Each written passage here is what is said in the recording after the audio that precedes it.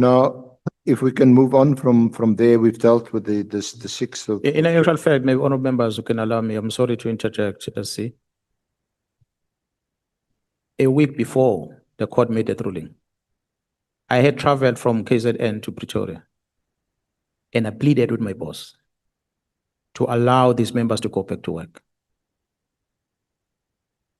Our legal head is here, he can tell you that. I pleaded with him. I stayed in Pretoria until midnight. And the National Commission allowed them. He wrote letters and he gave it to them. A week before the court came with the ruling. Why did I do that? It is simple because the employer had already cleared them. The employer had already cleared them. So I did not see the reason why they are not allowed to do their work if the employer have cleared them. So, but they said not doing the work long after they were cleared.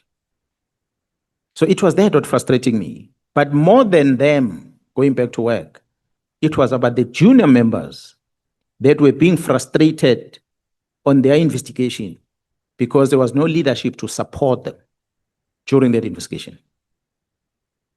So they were frustrated sitting on their own after having sacrificed their lives in exposing this rot, but they were not getting the support from management because the people that supposed to support them were told or were barred from entering the premises of intelligence.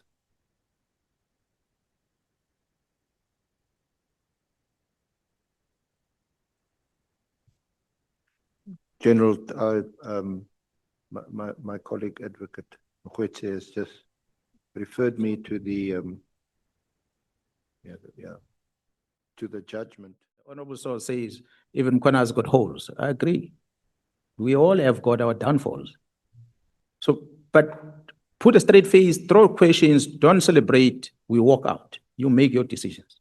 That's what I'm asking for. So Senthumule comes here with their own things. And when she walks out here, she's more like a celebrity. And even some members are even thinking that, oh, this is a potential person. I removed her at Crime Intelligence in 2012. Nobody asked why. Just so you know, her history. So he's a person who acts to be doing good, but when she speaks to Spear, you can tell it is not a good person. When I presented, I said, I had experience of manipulation of resources of crime intelligence back in 2012. And there's not much change to date. Not much of the change has happened. So there are many other things that we might not raise, but yeah, we can talk the whole day. Do you have, David? I've sent it to Mr. Romano. He's going to play just now. But just while we edit, General, you said nobody asked why she was removed or that you have in fact removed her from crime intelligence. Now that we have you here, would you be able to tell us why you removed her from crime intelligence? It is all because of this abuse of secret fund account. Attending functions and parties, chat gatherings and stuff like that should not be attended. Using the money. Honorable Chair and members, in 2011-12, when I was acting, I asked the entire management of crime intelligence to move away temporarily while we launch an investigation. Unfortunately, I couldn't finish that because Jara Piaga came in and she put other people in there. There were a lot of wrong that we saw at the time that we're trying to deal with, that we didn't get to.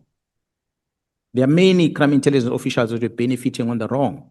I'm sure the National Commission will have presented before you how Gerald Khan, the darling of some of the members in this committee, has been receiving payment on the lease of his own property to the police using secret fund account, amongst others.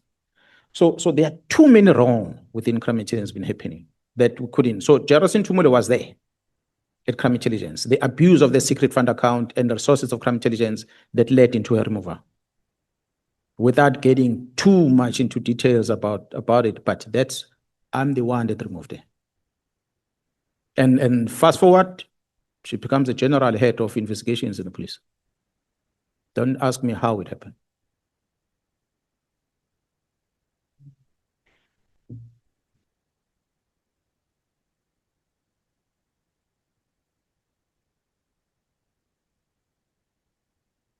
I must say, honorable members, that clip is not in English, so I'm not sure, Advocate, whether you were able to, for those that can hear Zulu, because in summary, it is General Senthumule talking to General Sibia on the phone call that General Sibia recorded. And General Sibia goes to the Madlanga Commission and he says, I recorded General Senthumule because General Senthumule had gone to the National Commissioner and he said things that I did not say. So now that I'm talking to Senthumule, I want to make sure that I can trust this person. That's why I'm recording it. That's what Sibia said. So he recorded Senthumule. And the recording, Senthumule is the one who's doing more talking than what General Sibia is talking. And Senthumule is blaming the PKTT. Senthumule is rubbishing Colonel Khumalo, even said me and Colonel Khumalo, I think we are brothers or a father and son. She made all sorts of allegations, unprovoked by SBA. She voluntarily just said all these nasty things about all of us. And at the end, the conclusion, I'm not a closer person, I got someone to translate the words that she used at the end. I don't know who was she giving those, I don't know, is it what, mene, get, or something like that. Do you know that word? What is the word that she used? She used a word, funny word, that implies that her own boss has got no backbone or something like that. I wrote a complaint to the National Commission to investigate this because you can't have a general that behaves like this. If Sibia did not talk about it at Madlanga, we would not have known. And she acted as if, no, she was trying to, she is an intelligence person, yes, she comes from intelligence. She can manipulate and infiltrate people. So she spoke to Sibia about this thing long, honorable members, before these letters, I believe, of Sibia. She was in support, 100% of it. She can't turn around and say, Sibia wrote these letters, I didn't agree with it. But when you listen to her on the recording, it tells you that she was in full support. She even said Khumalo was moving around with Lucky. Lucky is me. Even Sibia asked, who is Lucky? I said, no, Jerry Mkhwanazi. This Khumalo has been moving around with Mkhwanazi, was a driver of Mkhwanazi, is this, and this, is this, of Mkhwanazi, all the way. This is the general that came before you. That's what I'm saying. Before you can say Mkhwanazi is a good man, listen to Mkhwanazi, take notes, make your conclusions. Because you're going to come and applaud Mkhwanazi in the presence. So you turn around, someone is going to walk in and say, Mkhwanazi is this and that, like I'm doing now.